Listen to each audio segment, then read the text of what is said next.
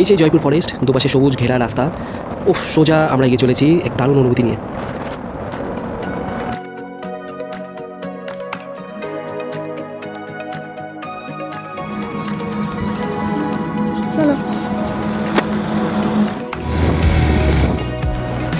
আমরা বেরিয়ে পড়েছিলাম খুব আর্লি মর্নিংয়ে।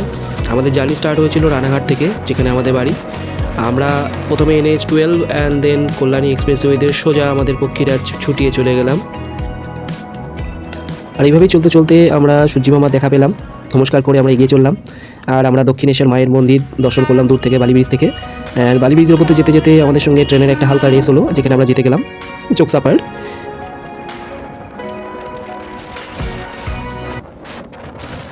এভাবে চলতে চলতে 100 কিলোমিটার পর একটা হল্ট, জাস্ট একটু খাওয়া দাওয়া আর রিফ্রেশমেন্টের জন্য। আর তারপর আবার বেরিয়ে পড়লাম।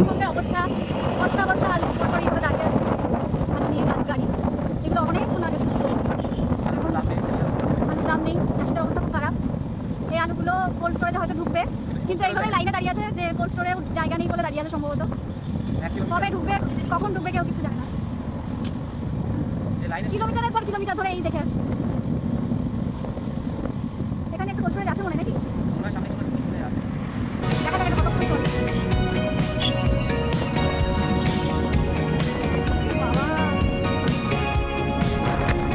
আমরা এখন পৌঁছে গেছি জয়পুর ফরেস্ট।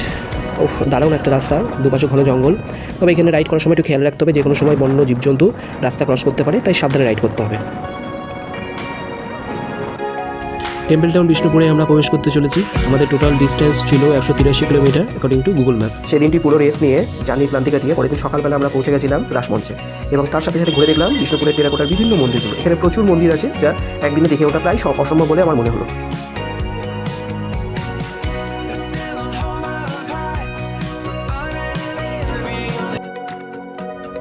বিষ্ণুপুরের টেরাকোটার মন্দিরের সাথে সাথে বিশেষ আকর্ষণ ছিল এখানকার পোড়ামাটির হাট। এখানে বিভিন্ন ধরনের টেরাকোটার শিল্পকলাগুলো শোপিসের ওপরে দেখতে পাওয়া যায়, যা ঘর সাজানোর আইটেম হিসেবে আপনারা নিয়ে যেতে পারেন।